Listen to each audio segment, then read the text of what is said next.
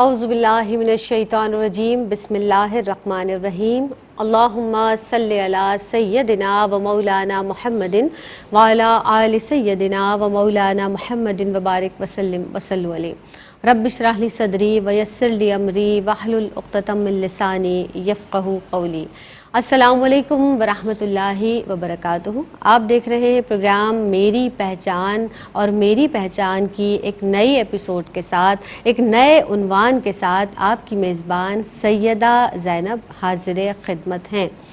یہ جو پوری کائنات ہے نا جناب عالی، یہ اس پاک پروردگار عالم نے ہی تخلیق کی ہے، یعنی سارے دن، ساری راتیں، سارے مہینے، ہر شے اس پاک پروردگار عالم نے ہی تو تخلیق فرمائی ہے، اور اس تخلیق میں کسی چیز کو منحوس کہنا یا نحوست قرار دینا یہ بالکل بھی درست بات نہیں ہے۔ اب ہم جب بات کرتے ہیں، اور خاص طور پر جیسا کہ آپ جانتے ہیں کہ ماہ سفر اور سفر کے تعلق سے آج ہم اس پروگرام کو پیش کریں گے۔ آج کا ہمارا عنوان بھی آپ کے گوش گزار کر دوں، ماہ سفر اور توہمات ہے۔ یعنی اس ماہ سفر کے حوالے سے بہت سے ایسے توہمات آج بھی رائج ہیں، اور قبل از اسلام اس وقت رائج تھے جس کو نبی کریم صلی اللہ علیہ وسلم نے آپ کی تشریف آوری کے بعد آپ نے ان تمام باتوں کو رد کیا کہ یہ کوئی مہینہ منحوس نہیں، کوئی وقت منحوس نہیں، اس میں کوئی نحوست نہیں۔ اب ہم دیکھتے ہیں کہ پھر بھی لوگ اکثر یہ باتیں کرتے ہیں کہ بھئی یہ مہینہ بڑا بھاری ہے، اس مہینے میں شادی نہیں کرنی چاہیے، اگر شادی ہو جائے گی تو جو جوڑا ہے وہ خوش نہیں ہوگا، مردوں پر بڑا بھاری یہ مہینہ ہوتا ہے۔ اور ابتداً خاص طور پر اگر بات کی جائے کہ اس کے جو ابتدا کے دن ہیں ان کو خاص طور پر کہا جاتا ہے کہ ان کے اندر جو کام کیے جائیں گے وہ بالکل جو ہے وہ غلط ہو جائیں گے، یعنی ان کا جو مقصد ہے وہ حاصل نہیں ہوگا۔ ایسی بہت ساری چیزیں رائج ہیں۔ اب نبی کریم صلی اللہ علیہ وسلم نے کیا ارشاد فرمایا؟ حدیث مبارکہ کا مفہوم ہے کہ ماہ سفر کے منحوس ہونے میں کوئی حقیقت نہیں ہے۔ اللہ اکبر۔ تو آج اس تعلق سے بہت سارے سوال جو آپ کے ذہن میں بھی ہوں گے، انشاءاللہ ہماری مہمان شخصیات جوابات دیں گی، میرے ذہن میں بھی بہت سارے سوالات ہیں، تو انشاءاللہ تعالیٰ ساری ہی باتوں کو کنکلوڈ کریں گے آج کی اس بزم میں۔ ماہ سفر اور توہمات آج کا ہمارا عنوان ہے۔ گفتگو کے لیے ہمارے ساتھ جو شریک گفتگو مہمان شخصیات ہیں، ARYQ TV کی موسٹ سینئر اسکالر ڈاکٹر امتیاز جاوید خاکوی صاحبہ موجود ہیں، اسلامی طرز پر ویلکم کرتے ہیں۔ السلام علیکم ورحمۃ اللہ وبرکاتہ۔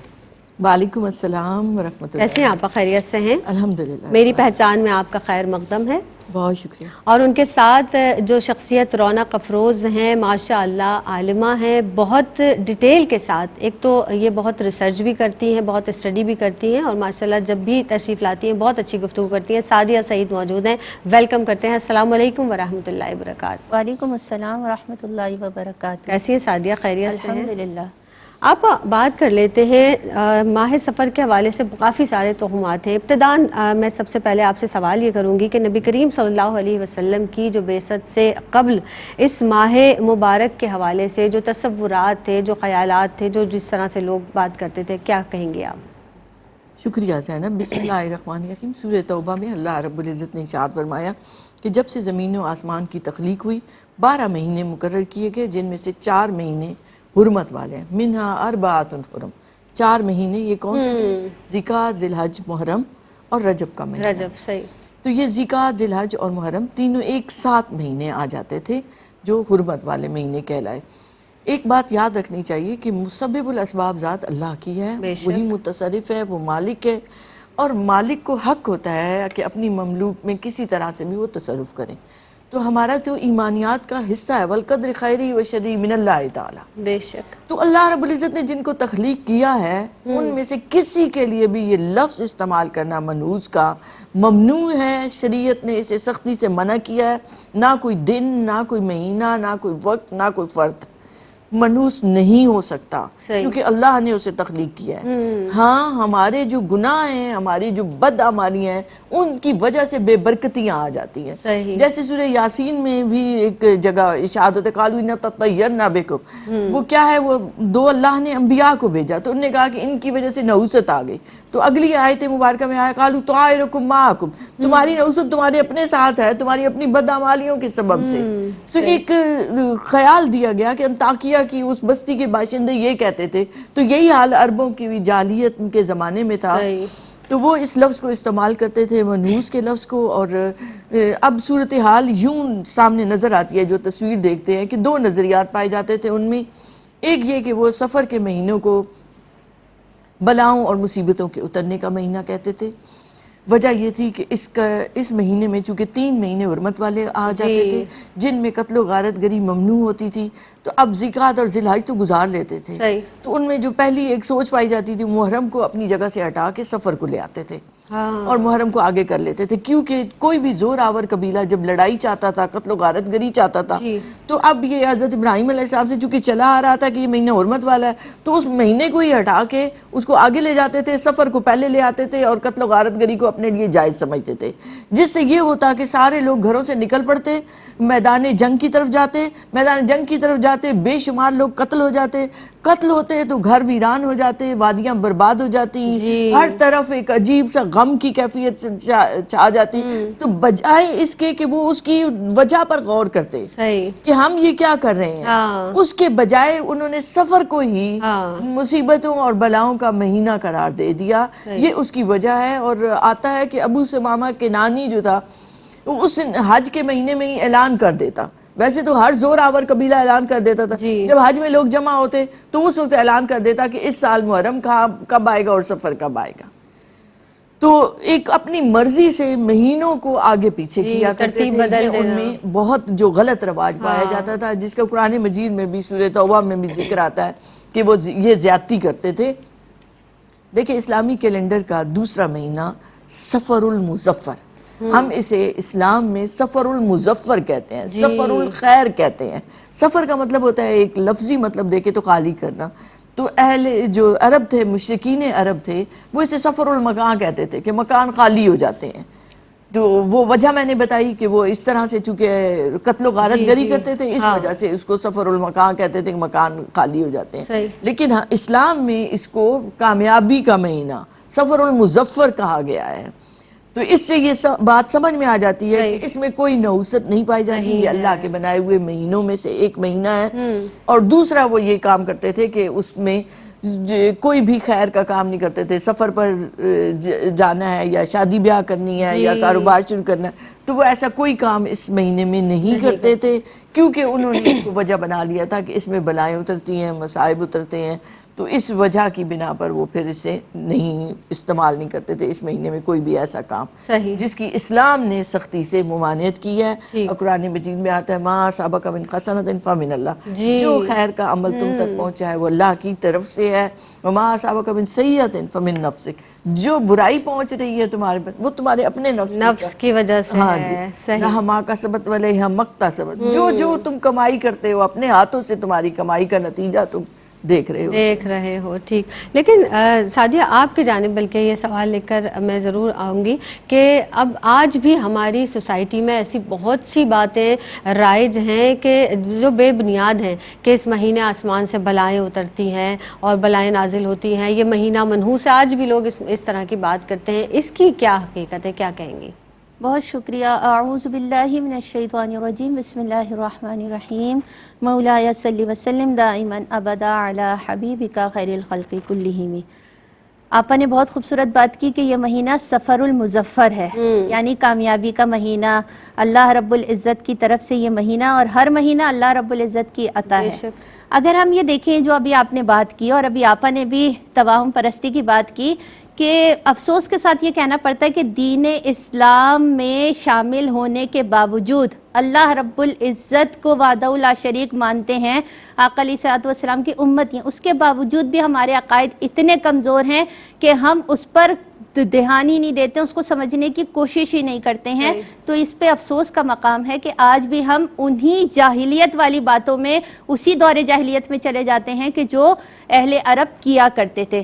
سفر کا مہینہ ابھی آپا نے بتایا کہ اس کے مختلف معنی ہیں، کوئی ایک معنی نہیں ہے. خالی کا مہینہ، زمین کی کوئی دھات جیسے تانبا ایک پودے کا نام، اور اسی طرح یہ ایک اسلامی مہینے کا بھی نام ہے، سفر کا نام. اور اہل عرب سفر ایک پیٹ کے کیڑے کو بھی کہا کرتے تھے کہ جو بھوک میں اچھلتا ہے تو خالی پیٹ میں، تو اس کو بھی کہا کرتے تھے۔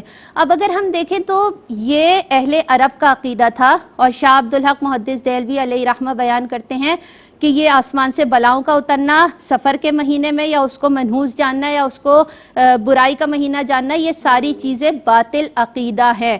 اب یہ اہل عرب کہتے تھے کہ آسمان سے 10,80,000 بلائیں اترتی ہیں، ان میں سے 9,20,000 بلائیں سفر میں اترتی ہیں۔ یہ ایک عقیدہ رکھتے تھے۔ تو سب سے پہلی بات کہ اللہ، ابھی آپ نے بہت ڈیٹیل سے یہ بات سمجھائی کہ آپ کو کوئی بھی بھلائی پہنچتی ہے یا کوئی بھی آپ کے اوپر عذاب آتا ہے تو انسان اپنی طرف نہیں دیکھتا ہے، بلکہ وہ یہ کہتا ہے کہ جیسے عرب والے ان 3 مہینوں کے بعد اس گھر کو سفر المکان کہتے تھے کہ گھروں کو خالی چھوڑ دیتے تھے، اور وہ جب واپس لوٹتے تھے تو بدحالی کا حال ہوتا تھا، تو اپنے اعمال کی طرف نہیں دیکھتے تھے، بلکہ وہ کہتے تھے یہ مہینہ ہی خراب ہے، یہ مہینہ ہی منحوس ہے، یہ مہینہ ہی برا ہے۔ اور وہی افسوس کے ساتھ کہ وہی باطل عقائد آج تک چلتے ہوئے آ رہے ہیں کہ ہم آسمان سے جو بلائیں اترتی ہیں اس پر وہ اس بات کا ہم بھی عقیدہ رکھتے ہیں کہ یہ ساری بلائیں اس مہینے میں اتر رہی ہیں، کوئی کام شروع کیا تو ناکامی مل جائے گی، یا کسی شخص کے ساتھ کوئی برائی آ گئی تو اس نے سفر کے مہینے میں یہ کام کیا تو یہ برائی۔ اچھا، اس مہینے کو 13 تیزی کا مہینہ بھی کہتے ہیں۔ جی، اس چیز کو بھی میں وضاحت کروں کہ 13 تیزی کا مہینہ جو پہلی سے 13 تاریخیں اس کو بہت سخت جانا جاتا ہے کہ یہ تو بہت سخت تاریخیں ہیں، اور ان میں لوگ اکثر چنے ابال کر بھی وہ تقسیم کرتے ہیں، اور زمانے جاہلیت میں سرہانے رکھ کر کیلے، انڈے اور ان چیزوں کو سوتے تھے کہ صبح اٹھ کر تقسیم کر دیں گے، اور یہ وہ ساری باطل چیزیں ہیں جو آج تک ہم دیکھتے ہیں کہ ابھی بھی لوگ اس پر عقیدہ رکھتے ہیں اور اس کو کرتے ہیں۔ پھر ہم نے دیکھا کہ سفر کے مہینے میں خاص سورہ مزمل کا ختم کرایا جاتا ہے، اور وہ آٹے کی گولیاں بنوا کر جو سمندر میں ڈلوائی جاتی ہیں۔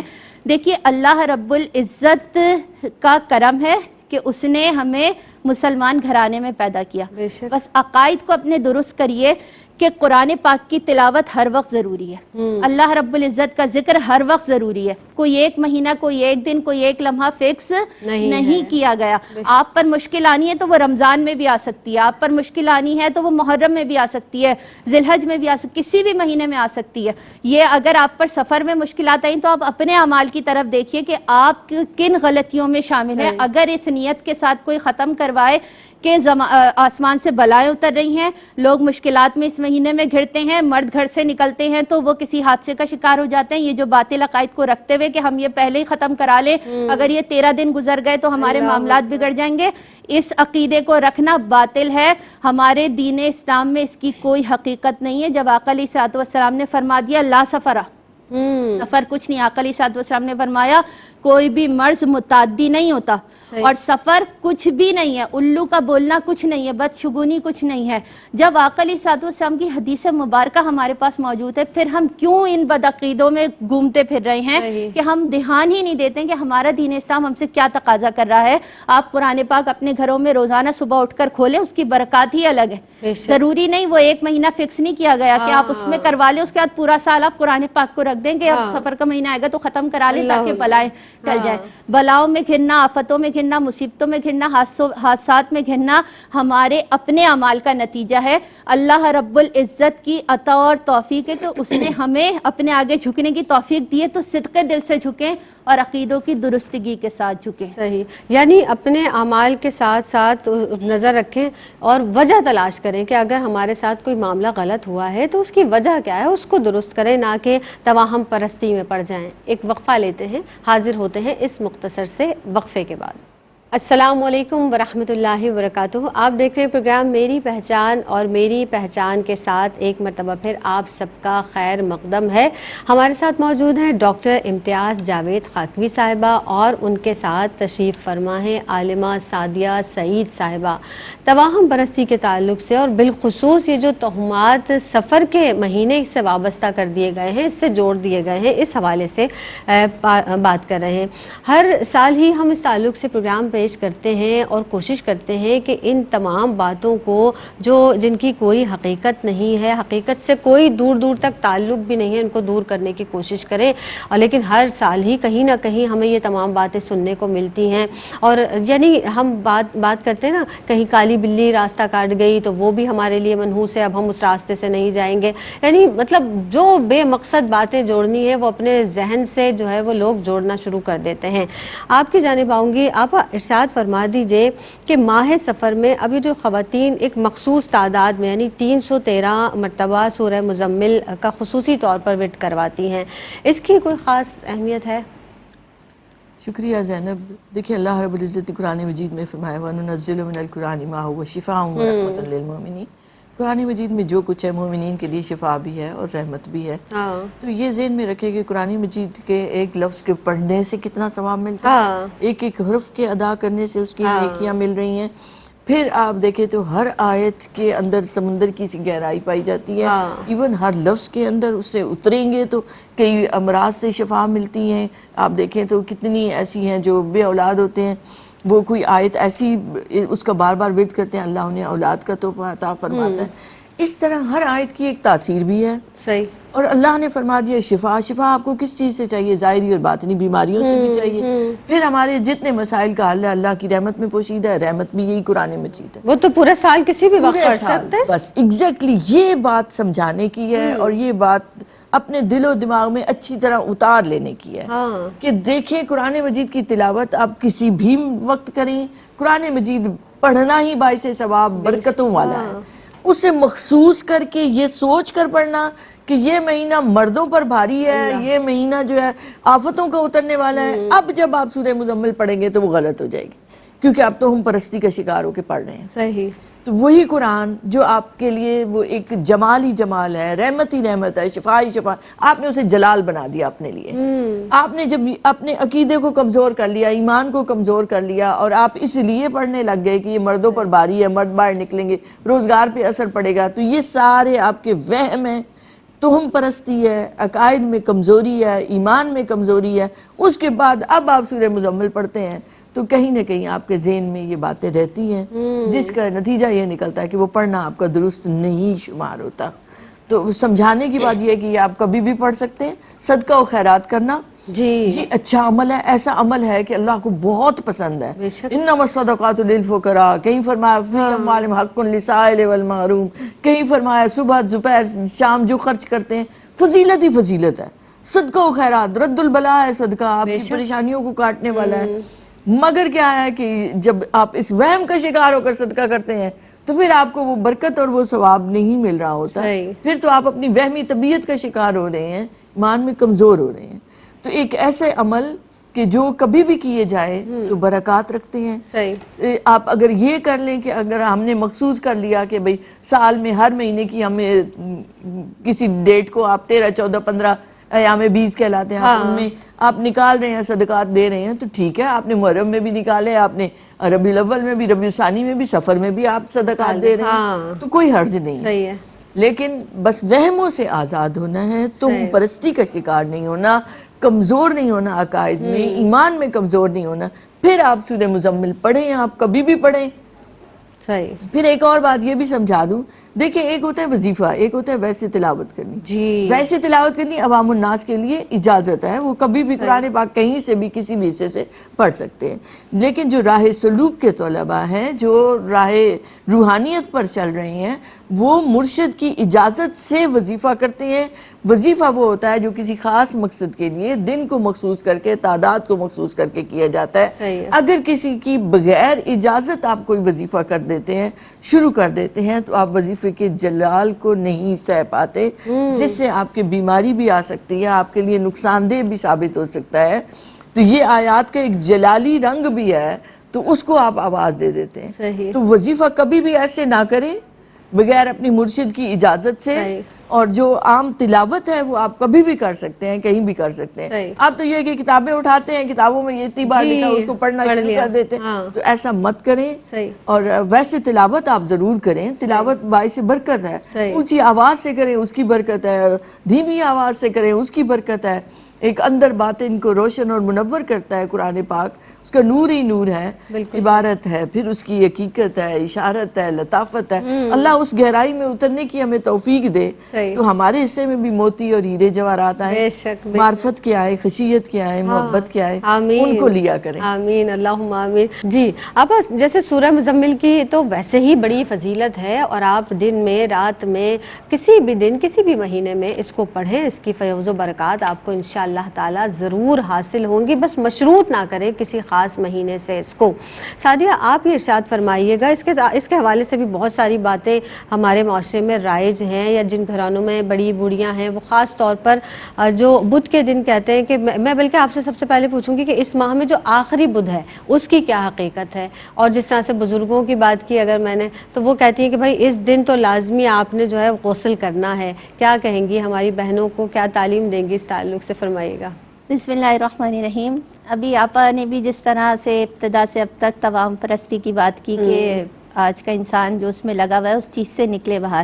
دیکھیے جس طرح تیرا تیزی کا ایک کانسیپٹ لیا ہوا ہے لوگوں نے، اسی طرح آخری بدھ کا بھی کانسیپٹ ہے. اور بہاری شریعت میں کہ ایک خاص علاقے کے ایسے لوگ ہیں کہ جو اس دن اپنے سارا کاروبار بند کر دیتے، سیر و سیاحت اور شکار کے لیے نکلتے ہیں، پوریاں پکتی ہیں، مٹھائیاں بانٹی جاتی ہیں، کھائی جاتی ہیں، اور پھر اس دن غسل کیا جاتا ہے. اور وہ اس کی جو توجیہ پیش کرتے ہیں، جو وجہ پیش کرتے ہیں، وہ یہ کہ آقا علیہ الصلوۃ والسلام نے اس دن غسل فرمایا تھا اور بیرون مدینہ آپ سیر و سیاحت کے لیے تشریف لے گئے تھے. تو یہ ساری چیزیں بے بنیاد ہیں، ایسا کچھ نہیں، بلکہ اس ماہ کے اس بدھ کو ان آخری کے دنوں میں آقا علیہ الصلوۃ والسلام کے مرض میں شدت ہو گئی تھی.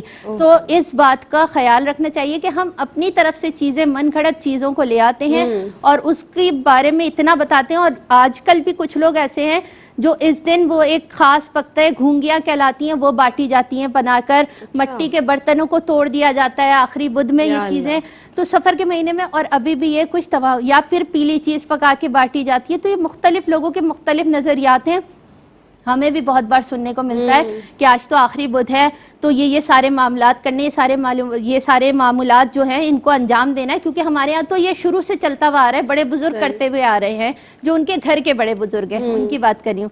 تو میں یہ کہتی ہوں کہ آج کی جنریشن جب اتنی معلومات رکھ رہی ہے، سب کچھ ہے، تو دین سے معلومات کیوں نہیں ہے، دینی تعلیمات کی طرف رجحان کیوں نہیں. اور میں آج کی جنریشن کو کہتی ہوں کہ وہ ریسرچ کرتی ہے اور سیکھنا چاہتی ہے، پڑھنا چاہتی ہے، جاننا چاہتی ہے. لیکن کیا ہی اچھا ہو کہ مائیں اتنی تربیت یافتہ ہوں کہ وہ اپنی اولادوں کو بتا سکیں کہ کیا صحیح ہے کیا غلط ہے. آخری بدھ کی ایسی کوئی حقیقت نہیں ہے، کچھ بھی نہیں ہے، نہ سیر و سیاحت پہ جانے کا کہیں ہے، نہ کوئی خاص کھانا پکا کے بانٹنے کا نہیں. آپ ہر دن بانٹیں. آقا علیہ الصلوۃ والسلام نے تو ویسے ہی کھانا کھلانا تو سب سے بڑا صدقہ ہے. آپ کھانا ویسے ہی لوگوں کو کھلائیں، اپنے پڑوسیوں میں بانٹیں. آپ وہ دن خاص نہ کریں.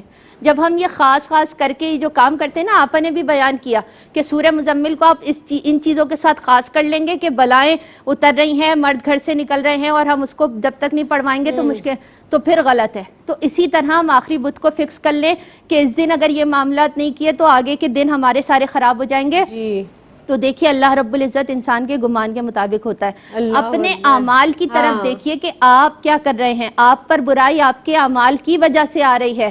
اللہ رب العزت تو آپ سے بھلائی کا ارادہ رکھتا ہے، لیکن ہم ان چیزوں میں پڑھ کر، ان غلط نظریات میں پڑھ کر، اور پھر پورا سال کے لیے ہم کہتے ہیں کہ اب ہم نے یہ سارے معاملات کر لیا، پورا سال ہمارا اچھا گزرے گا. اور اس سال کے کسی بھی دن کوئی بھی مشکل آ جائے تو وہ پھر کیسے. تو ان عقائد کو، ان چیزوں کو، ان نظریات کو درست رکھیے. آخری بدھ کی کوئی ایسی وہ نہیں، جیسے سارے مہینے ایسے ہی سفر کا مہینہ، اور سفر المظفر ہی اسے اس لیے کہا گیا، کامیابی کا مہینہ، خیر کا مہینہ، برکات کا مہینہ. تو آپ جیسے ہر دن عبادت کرتے سفر میں بھی کریے. کسی ایک دن کو فکس کر کے اس دن سارا دن عبادت کر لی اور پھر پورا سال نہیں کی تو پھر فائدہ تو نہیں ہے. عمل تھوڑا ہو مگر تواتر کے ساتھ ہو تو رب کی بارگاہ میں وہ قبول ہے. تو ان چیزوں کا خیال رکھیں کہ نہ یہ 13 تیزی کا مہینہ ہے، نہ پہلی سے 13 تک کے دن سخت ہیں، نہ آخری بدھ کی کوئی سختی ہے، نہ آخری بدھ کے کوئی خاص معاملات ہیں، نہ کوئی ایسی چیز ہے. آپ ذکر و اذکار ہر دم کیجئے، ہر وقت اس کی فضیلت ہے اور ہر لمحہ اس کے برکات ہیں جو آپ کو ملیں گی. اور غسل کرنا ہے، روزانہ غسل کریں روزانہ تاکہ غسل اور کیجیے۔ طہارت کو اللہ رب جو العزت نے یہ پسند فرمایا یہ ہے۔ چیز ہم لیتے ہیں نا کہ آقا علیہ الصلوۃ والسلام نے بدھ والے دن آخری بدھ کو غسل کیا اور بیرون مدینہ تشریف لے گئے، یہ ساری چیزیں غلط ہیں۔ صحیح۔ اور اس چیز کو بنیاد رکھتے ہوئے ہم کہیں کہ نہیں اس بدھ کو غسل کرنا ضروری ہے، نہیں کیا تو مسائل آ جائیں گے، ایسا کچھ بھی نہیں ہے۔ بالکل صحیح، یعنی بات وہی ہو رہی ہے نا کہ آپ نے اپنی جو معاملات ہیں، اور حقیقت بات یہ ہے کہ اگر واقعی اس مہینے میں آپ نے کوئی ایسا کام نہیں کیا اور اس کے بعد آپ کا کوئی نہ کوئی مسئلہ خراب ہو گیا تو پھر تو آپ نے اس پہ مہر لگا دینی ہے کہ بھائی یہی وجہ ہے، نہیں، آپ نے معاملات کو پرکھنا ہے، دیکھنا ہے۔ مزید گفتگو کو جاری رکھیں گے، آپ رہیے گا ہمارے ساتھ، ہم رہیں گے آپ کے ساتھ، ملتے ہیں اس مختصر سے وقفے کے بعد۔ السلام علیکم ورحمۃ اللہ وبرکاتہ، آپ دیکھ رہے ہیں پروگرام میری پہچان، اور میری پہچان میں ایک مرتبہ پھر آپ سب کو کہتے ہیں خوش آمدید۔ آج ہم بات کر رہے ہیں ماہ سفر اور توہمات کے تعلق سے، اور بہت سارے پوائنٹ آج کی بزم میں ہم نے ڈسکس کیے۔ ہمارے ساتھ شریک گفتگو مہمان شخصیات ہیں ڈاکٹر امتیاز جاوید خاکوی صاحبہ اور عالمہ سعدیہ سعید صاحبہ بھی ہمارے ساتھ موجود ہیں۔ ہم نے بات کی کہ خاص طور پر کچھ تعداد مخصوص کرنے کے حوالے سے کہ بھئی اس تعداد کو مخصوص کر کے سورہ مبارکہ، کوئی بھی سورہ مبارکہ یا خاص طور پر سورہ مزمل کی بات ہوئی کہ وہ نہ پڑھی جائے، آپ ویسے بھی اس کی تلاوت کر سکتے ہیں۔ اور کوئی بھی مہینہ منحوس نہیں، کوئی بھی شے، کوئی بھی چیز اللہ کی بنائی ہوئی کوئی بھی تخلیق اس کو منحوس کہنا یا نحوست سے تعبیر دینا بالکل بھی جائز نہیں ہے۔ اس حوالے سے بھی بات ہوئی۔ ڈاکٹر صاحبہ اب مزید بات کو آگے بڑھاتے ہیں اور یہ بات کر لیتے ہیں، بعض گھرانوں میں ڈاکٹر صاحبہ شادی بیاہ کی تقریبات یا دیگر کوئی بھی تقریبات اس ماہ مبارک میں نہیں کی جاتی، اور بلکہ خاص طور پر انتظار کیا جاتا ہے کہ ماہ ربیع النور شریف آئے، اور پھر اس کے بعد ایک طویل سلسلہ ہم نے ویسے بھی دیکھا سوسائٹی میں کہ پھر شادیوں کا سلسلہ شروع ہو جاتا ہے، تقریبات کا سلسلہ شروع ہو جاتا ہے اس کے گزرنے کے ساتھ ساتھ۔ تو آپ اس حوالے سے کیا کہیں گی؟ شکریہ زینب، میں ایک جو بدھ کے حوالے سے بات ہوئی تھی اس پر تھوڑی سی بات کر کے سیرت کے حوالے سے ایک آگہی کے لیے کہ جب آقا علیہ الصلوۃ والسلام کی سیرت مبارکہ کا جائزہ لیتے ہیں تو آخری سفر 11 ہجری کو 26 سفر کو نبی کریم علیہ الصلوۃ والسلام نے رومیوں سے جہاد کا حکم دیا، پیر کا دن تھا، اور پھر آپ نے منگل والے دن حضرت اسامہ بن زید کو لشکر کا امیر مقرر کیا، اور 28 سفر کو جب آخری بدھ ہے اس دن آپ نے حضرت اسامہ بن زید کو نشان علم وہ دینا ہوتا ہے، مقرر کرنا ہوتا ہے، وہ دیا، اور آپ جنت البقیع تشریف لے گئے، اور آپ نے اس دن حضرت میمونہ رضی اللہ تعالیٰ عنہ کی باری تھی، اور اس دن سے مرض کی ابتدا ہوئی۔ یہ ایک تاریخ سے پتہ چلتا ہے کہ آپ بستر پر آپ وہ دراز ہوئے، تو اس دن ایک طرح سے یہ بھی آتا ہے کہ یہودیوں نے خوشیاں منائی تھی، اللہ اکبر، تو کہیں آپ ایسا نہ ہو کہ خوشیاں مناتے ہوئے آپ ان کی مثل چل رہے ہیں۔ تو یہ تاریخ تو یہ بتا رہی ہے کہ ان واقعات میں آپ کو کہاں ملے گا کہ یہ آخری 11 ہجری کو جب ربیع الاول میں نبی کریم علیہ الصلوۃ والسلام نے پردہ فرمایا ہے، اور سفر کے مہینے میں آپ نے رومیوں سے جہاد کا حکم دیا، حضرت اسامہ کو امیر لشکر مقرر کیا۔ تو یہ ایک تاریخی حقائق میں سامنے رکھنا چاہ رہی تھی۔ آپ نے شادی بیاہ کی بات کی، ایک روایت سے پتہ چلتا ہے کہ سفر میں ہی سیدنا حضرت علی کرم اللہ وجہہ اور سیدۃ النساء کی شادی ہوئی، جی، تو اس سے آپ اندازہ لگائیں۔ پھر سفر میں ہی فتح خیبر کا واقعہ ہوا، سفر میں حضرت خالد بن ولید نے اسلام قبول کیا۔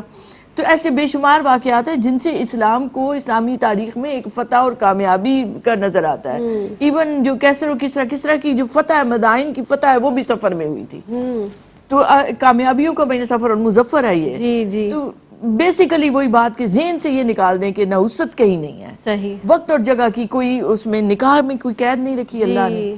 نکاح کے لیے حکم ہے کہ اس میں غیر ضروری تاخیر نہ کرو۔ نبی کریم علیہ الصلوۃ والسلام کی ایک ارشاد مبارکہ کا مفہوم ہے کہ اگر کوئی شخص تمہارے پاس آئے، رشتہ لے کر آئے، اور اس کے دین اخلاق سے تم راضی ہو تو تم اس میں دیر نہ کرو۔ اگر نکاح میں غیر ضروری تاخیر کی جائے تو زمین و آسمان میں فتنہ و فساد بپا ہو جائے گا۔ تو گویا اگر نکاح میں تاخیر کرتے ہیں تو آپ ایسے معاشرے کا بھی حال دیکھ لیں کہ اس سے ایک معاشرے میں گندگی پھیلتی ہے، فحاشی اور عریانیت پھیلتی ہے۔ تو جب نکاح کی عمر ہو جائے لڑکے یا لڑکی کی، بیٹی یا بہن ہے آپ کی، آپ اس کی شادی کرنا چاہتے ہیں اور رشتہ مناسب مل جائے، تو جب وہ بالغ ہیں تو اب فوری طور پر ان کا رشتہ کر دینا چاہیے۔ ہاں یہ دیکھیں کہ کچھ ساعتیں بابرکت ہیں، جیسے مسجد میں آپ سادگی سے کریں، مسجد کی برکت کو نہیں، وہ اللہ کا گھر ہے، وہاں نماز پڑھی جاتی ہے، وہاں ذکر کیا جاتا ہے، تو ایسی جگہ جہاں ذکر کیا جاتا ہے اس جگہ کی ایک برکت اپنی جگہ مسلمہ ہے کہ یہ حقیقت ہے. صحیح. اسی طرح جمعے کی ساعت ہے. ہم مانتے ہیں جمعہ عبادت کا دن ہے مسلمانوں کے لیے, ایک رحمت و برکت والا دن ہے. اس دن سب مسلمان کسی نہ کسی انداز سے عبادت میں اپنا حصہ ڈال رہے ہوتے ہیں. تو اس جمعے کی اس مبارک ساعتوں میں نکاح کریں, یہ اچھی بات ہے. صحیح. تو ایک اچھی بات لینا, برکتوں والی وقت کو لینا یا برکتوں والے دن کو لینا, اس میں کوئی حرج نہیں ہے. صحیح. لیکن سفر کو منحوس سمجھ کر شادی بیاہ کو مؤخر کر دینا یہ درست نہیں ہے. صحیح. تو ہم نے ان واقعات کی روشنی میں بتایا صحیح. کہ ان میں اگر نکاح کا پیغام آتا ہے اور سب موافق ہیں چیزیں تو آپ ضرور نکاح کریں. تو کہیں بھی شریعت نے منع نہیں کیا, یعنی سفر میں شادی کرنے میں کوئی ممانعت نہیں ہے. کوئی اب ممانعت ضمنی طور پر میرے ذہن میں یہ بھی آ رہا ہے, 2 بہنوں کی شادیاں ایک ساتھ کرنے میں بھی لوگ بڑا کتراتے ہیں, اس کے حوالے سے بھی بتا دیں. نہیں, بالکل بھی نہیں. اسلام نے, شریعت نے ہماری کیا رہنمائی کی ہے, یہ ایک سوال رکھا کرے اپنے سامنے. تو شریعت سے جب پتہ چلے کہ ایسی کوئی ممانعت نہیں ہے تو پھر آپ اس پر ڈٹ جایا کریں. پھر اپنے ذہن اور دل کو کہیں ادھر ادھر نہ ہونے دیا کریں. ورنہ یہ ہمارے میں آتا ہے ایک بہترین جو راستہ, بہترین راستہ وہ شریعت کا راستہ ہے. نبی کریم علیہ السلام کی بتائی ہوئی سیرت سے, آپ کی حدیث سے. تو علماء اس کی قرآن و حدیث کی روشنی میں رہنمائی کرنے والے موجود ہیں. تو شریعت کے بارے میں پوچھا ضرور کریں اپنے آپ سے, کوئی کام کرنے لگے ہیں کہ شریعت اس بارے میں میری کیا رہنمائی کرتی ہے. ورنہ ہماری جو بڑی بوڑھی بزرگ خواتین ہیں وہ یہی کہتی ہے ایک ساتھ شادی نہیں کریں, ایک خوش رہے گی اور ایک ناخوش رہے گی. ارے بھائی یہ کیا لاجک ہے؟ ایسی اس چیز کی کوئی حقیقت نہیں ہے. حضرت معاذ کو نبی کریم علیہ السلام مقرر کرتے ہیں تو آپ پوچھتے ہیں کہ فیصلہ کیسے کرو گے, تو اللہ کی کتاب سے. فرمایا نہ ملی, کتاب اللہ سے نہ ملا تو کیا کرو گے؟ فرمایا نبی کریم علیہ السلام کی سیرت سے, حدیث سے. فرمایا پھر اگر وہاں سے بھی نہ ملا تو فرمایا پھر میں اجتہاد کروں گا. تو ایک علماء کی, ایک علماء حق کی جو بتائی ہوئی راستے ہیں, شریعت ہے, تو وہ قرآن و سنت کی روشنی میں ہوتی ہے, اس سے رہنمائی ضرور لیں. سعدیہ, سفر کے تعلق سے میں چاہوں گی کہ یہ جو بہنیں ہماری اور بچیاں خاص طور پر آپ نے چونکہ ذکر بھی کیا, اور تو ان کو کیا میسج دینا چاہیں گے؟ اور آپ نے کہا, یہ بھی کہا تھا ضمنی طور پر یہ کہہ دوں کہ بچیاں جیسے آپ نے کہا نا کہ ریسرچ کریں, ان کو خود معلوم ہونا چاہیے, اوتھینٹک جگہ سے اوتھینٹک بات کو ریسرچ کریں, کون بتا رہا ہے, کس کی لکھی ہوئی کتاب ہے, کہاں سے آپ اس کو حاصل کر رہی ہیں, یہ ضرور سوچ لیجیے گا. کوئی میسج دینا چاہیں؟ بس میں یہاں پر ایک بات کرنا چاہوں گی کہ دیکھیے اکثر لوگ اس میں ہوتے ہیں کہ ہم بلاؤں میں گرفتار ہوتے ہیں, ہم حادثات کا کیوں شکار ہوتے ہیں, اور اگر خدا نہ خواستہ سفر کے مہینے میں ان کے ساتھ کوئی حادثہ ہو جائے تو وہ اس کو وہ کر دیتے ہیں کہ ہمارے ساتھ تو اس مہینے میں کچھ نہ کچھ ہوتا ہی ہے. تو دوبارہ وہی بات کہ دیکھیں انسان کو سب سے پہلے اپنے اعمال کی طرف دیکھنا چاہیے. اور آقا علیہ الصلوۃ والسلام کی حدیث مبارکہ رہنمائی کرتی ہے کہ کسی بھی شخص کو آپ, مفہوم حدیث کا بتا رہی ہوں, کہ کسی بھی شخص کو آپ کسی مشکل, کسی پریشانی میں گرفتار دیکھیں تو آقا علیہ الصلوۃ والسلام نے ایک دعا عطا فرمائی ہے, اس کو پڑھ لیں کہ الحمدللہ الذی عافانی مما ابتلاک بہ وفضلنی علی کثیر ممن خلق تبدیلا.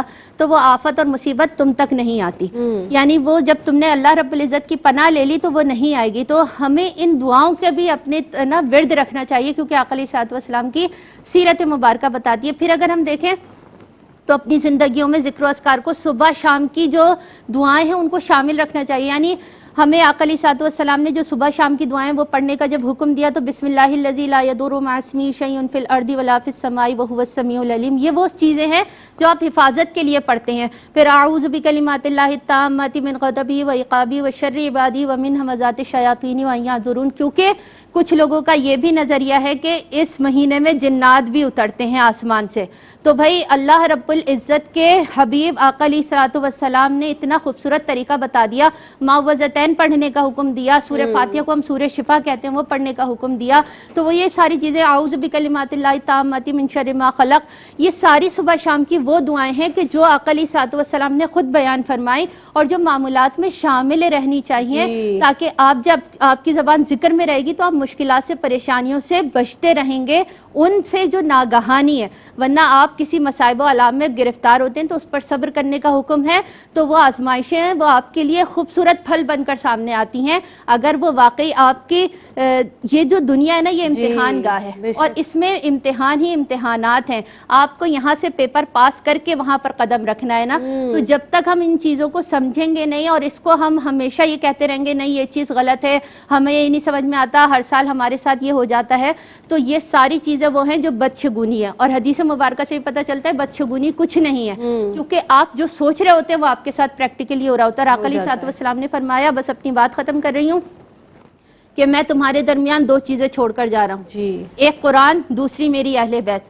اور بزرگان دین کہتے ہیں سبحان اللہ، کہ تھیوری پڑھنی ہو تو قرآن پاک پڑھنا، پریکٹیکل دیکھنا ہو تو اہل بیت کی طرف دیکھ۔ سبحان اللہ سبحان اللہ، بے شک بے شک۔